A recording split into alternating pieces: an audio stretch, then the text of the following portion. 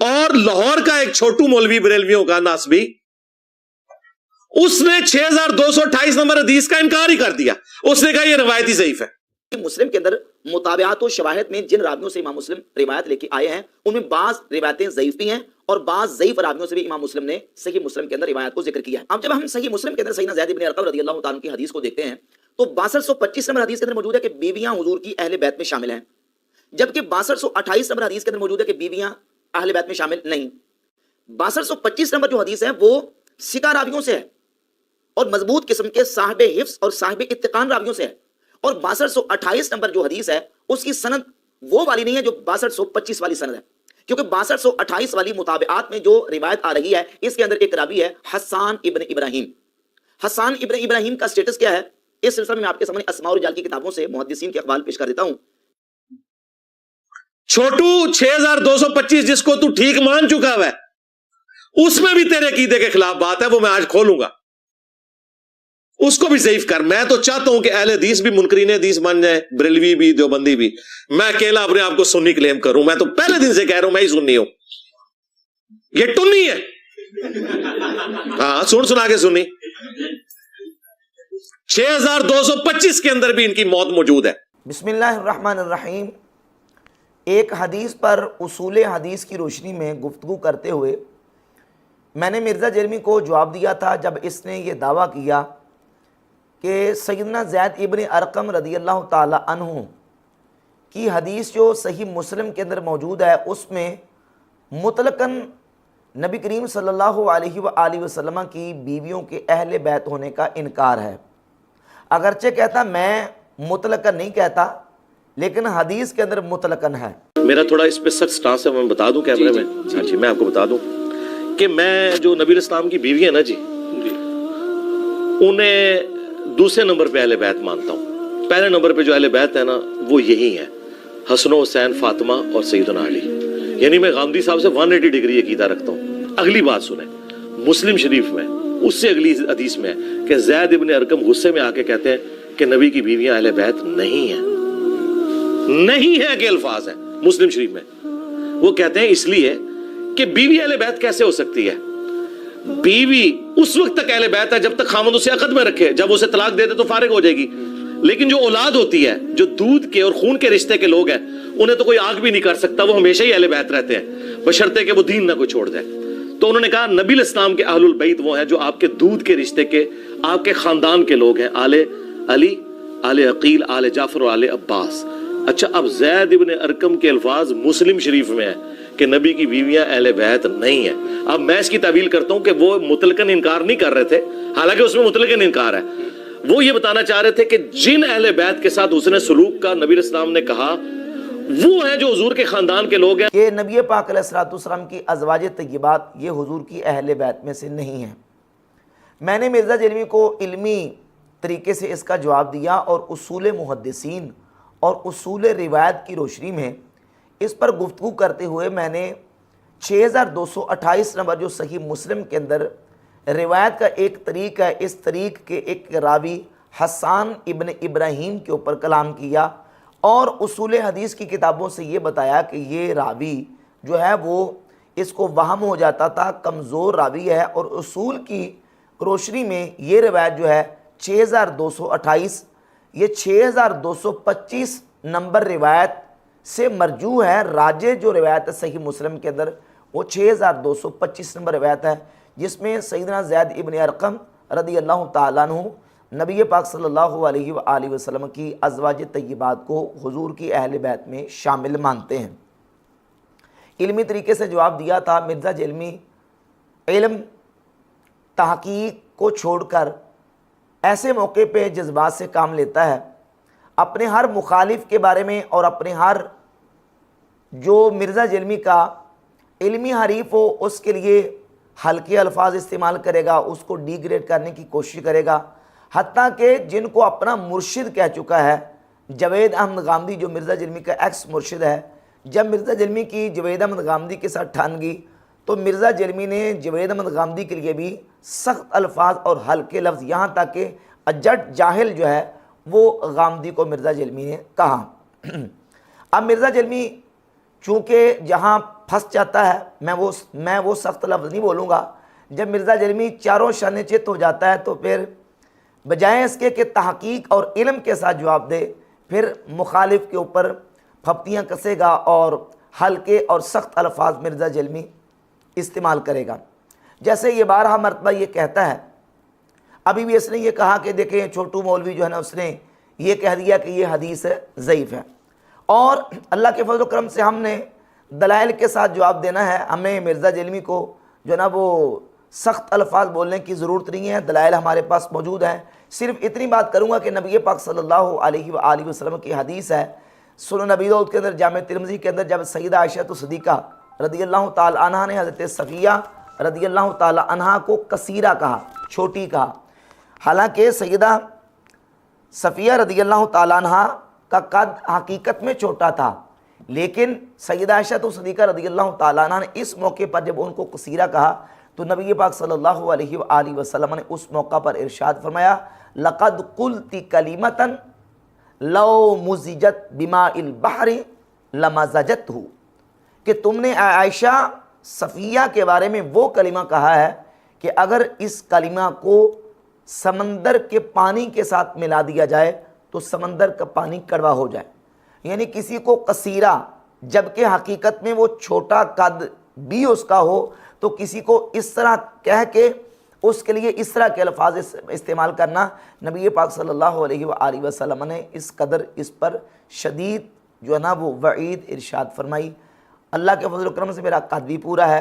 میری عمر بھی 40 سال سے اوپر ہے، لیکن مرزا جرمی چونکہ میرے جو علمی تابڑ طور حملے ہیں اور علمی اور تحقیقی جوابات ہیں، جب مرزا جرمی بے بس ہو جاتا ہے تو پھر اس طرح کے ہلکے الفاظ استعمال کر کے مقابلے میں مخالف کو ڈیگریڈ کرنے کی کوشش کرتا ہے۔ چاہیے تو یہ تھا کہ میرا جواب دو، جو میں نے اصول محدثین کی روشنی میں اس روایت کے راوی پر کلام کیا تو میرا جواب دو، اور میں نے بالکل اصولوں کی روشنی میں بات کی ہے۔ اب یہ کہتا ہے کہ یہ دیکھیں مسلم کی روایت کے اوپر کلام کر دیا ہے، اور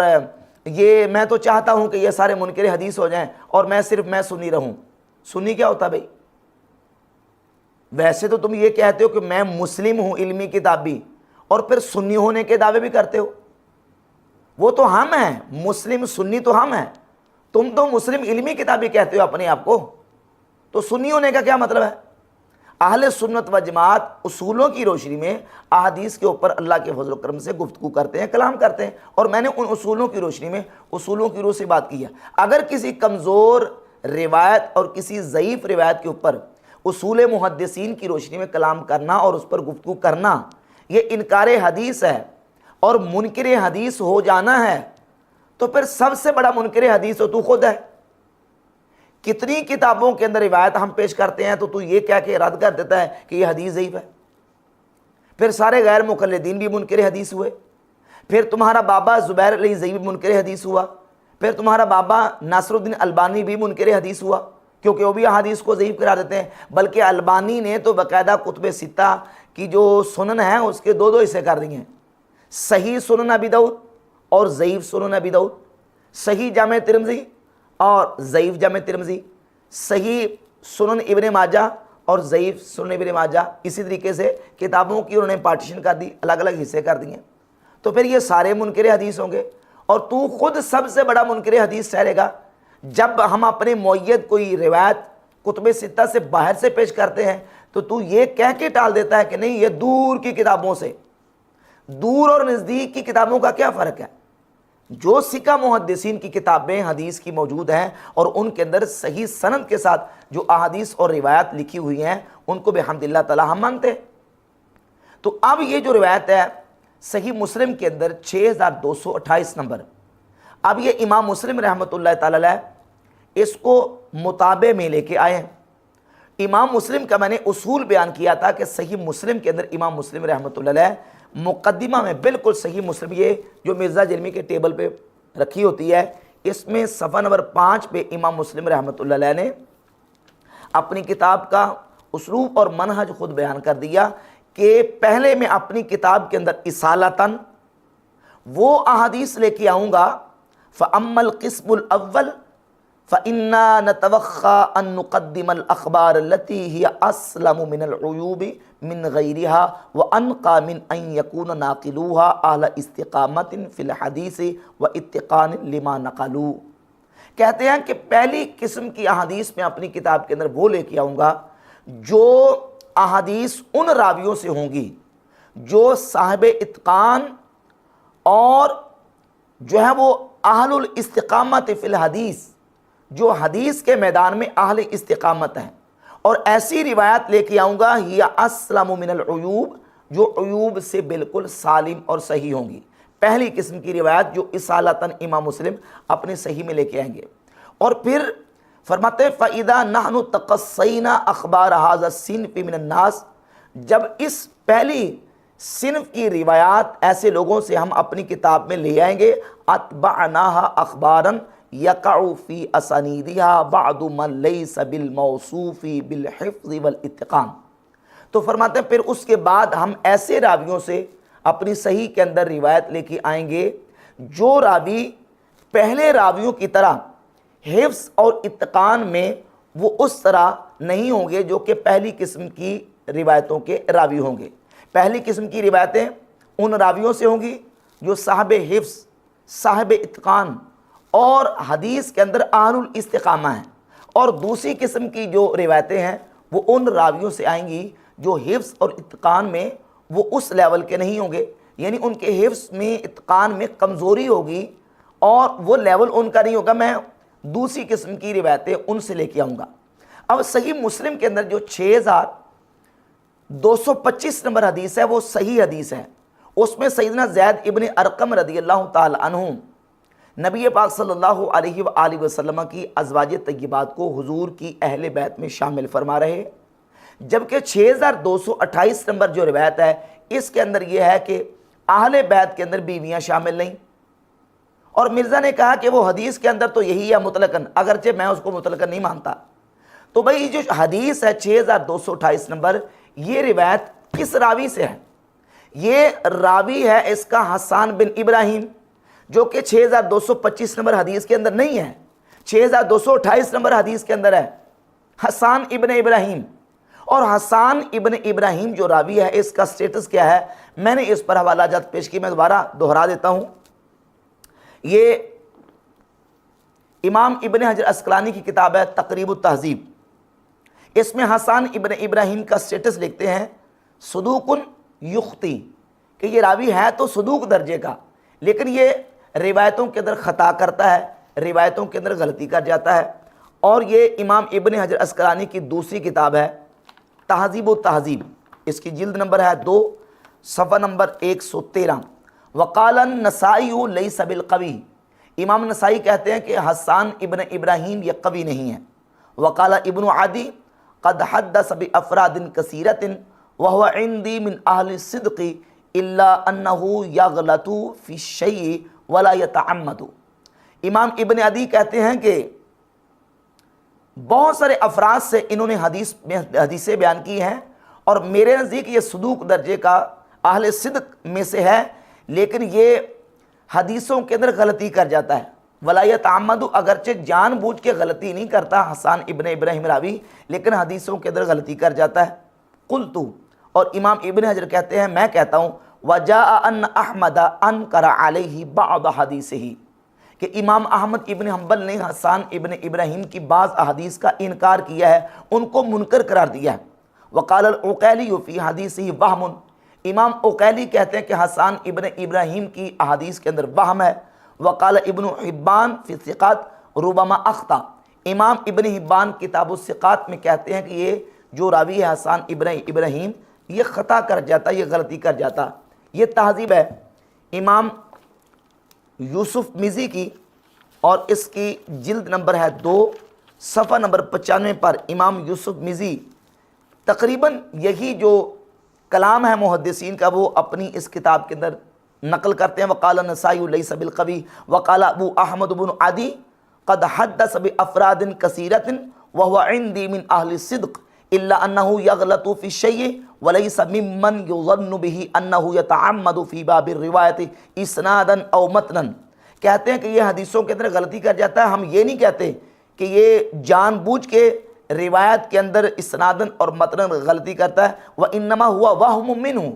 اصل میں ان کو وہم ہو جاتا ہے، وَهُوَ عِنْدِي لَا بَأْسَ بِهِ، کہتے ہیں کہ اگرچہ میرے نزدیک اس راوی کے اندر حرج نہیں، لیکن اس کی جو خطا اور غلطی ہے اور اس کا جو وہم ہے وہ اپنی جگہ پہ محدثین نے اس کو جو ہے نا وہ اس کے اوپر کلام کیا ہے کہ جو اس کی خطا اور غلطی ہے وہ قابل قبول نہیں ہے۔ تو اب یہ محدثین کا کلام ہے حسان ابن ابراہیم راوی کے اوپر، اور پھر امام مسلم رحمۃ اللہ علیہ نے صحیح مسلم کے اندر جو اپنی صحیح کے لیے اصول بیان کیا، اس اصول کی روشنی میں نے اسی اصول کے تحت اس روایت کو کمزور ثابت کیا اور مرجوع قرار دیا 6225 نمبر روایت کے مقابلے میں وہ راجح روایت ہے۔ اب یہ کہتا ہے کہ دیکھیں وہ حدیثوں کے اوپر کلام کر رہے ہیں، یہ تو منکر حدیث ہے، تو اگر اس کو انکار حدیث یا منکر حدیث ہونا کہتے ہیں تو وہ تو پھر تم سب سے بڑے اور تمہارے جو بابے ہیں وہ سب سے بڑے منکر حدیث قرار پائیں گے، جبکہ اصول محدثین کی روشنی میں جو صحیح مسلم کے اندر مطابعات اور شواہد کے اندر روایات ہیں ان پر محدثین نے کلام کیا ہے۔ یہی وجہ ہے کہ امام نووی شارح صحیح مسلم، انہوں نے جب صحیح مسلم کی شرح لکھی تو بالکل صحیح مسلم کے مقدمہ میں انہوں نے صفحہ نمبر 24 میرے ہاتھ میں پہلی جلد ہے، لکھا کہ عاب عائبون مسلمن بروایته فی صحیح عن جماعت من الضعفاء والمتوسطین الواقعین فی الطبقۃ الثانیہ الذین لیسوا من شرط صحیح۔ عیب لگانے والوں نے امام مسلم کو عیب لگایا اس بات پر کہ انہوں نے اپنی صحیح کے اندر ایسے ضعیف قسم کے راویوں سے